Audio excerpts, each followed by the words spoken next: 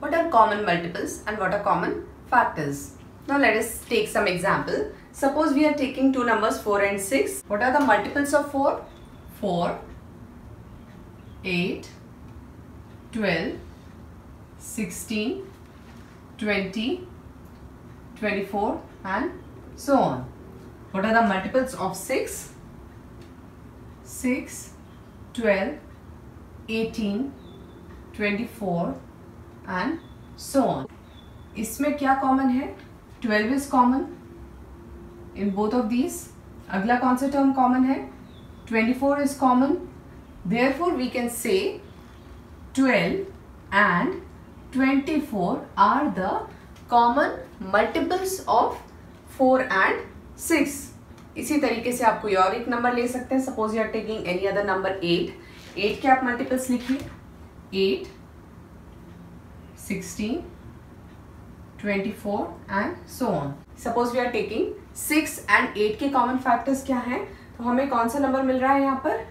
24. तो 24 is the common multiple, not factor.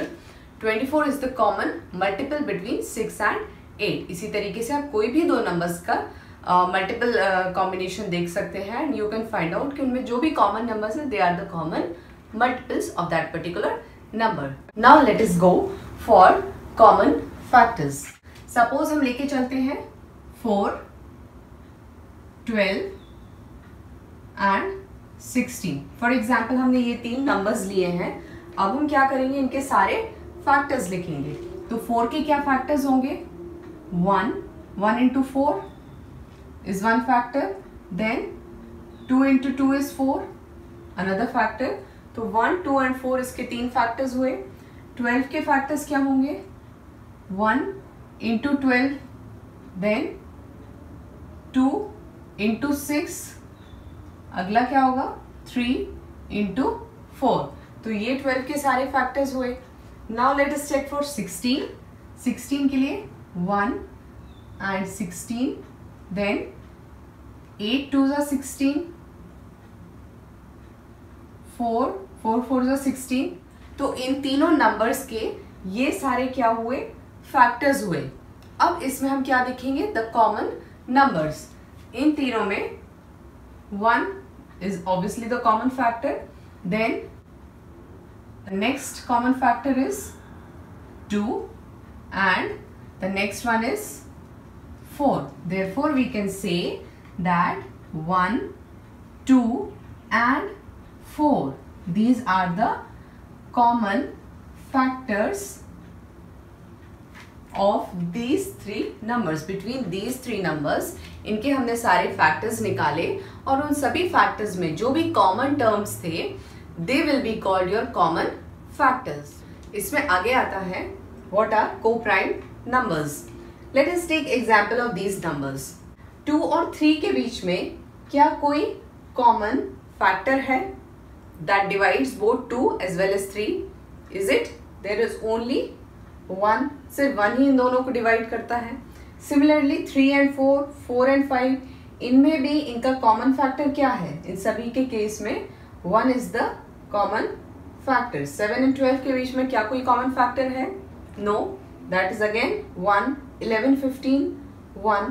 तो इस तरह के सारे नंबर्स जिनके बीच में कोई भी कॉमन फैक्टर नहीं होता है, they are called your co-prime numbers. Okay, so our next topic is prime factorization. Factorization का मतलब क्या होता है? We say कि हमने किसी एक नंबर को फैक्टराइज किया है. इसका मतलब ये होता है कि उस नंबर को we can express that number as a product of its factor. किसी भी नंबर को यदि हम उसके फैक्टर्स के प्रोडक्ट के फॉर्म में एक्सप्रेस कर सकते हैं, then we say that we have factorized that number. Let us take example. Suppose we say 16. 16 को हम क्या लिख सकते हैं? 4 4 into 4. तो 4 और इसको लिख सकते हैं 8 into 2 और 16 into 1.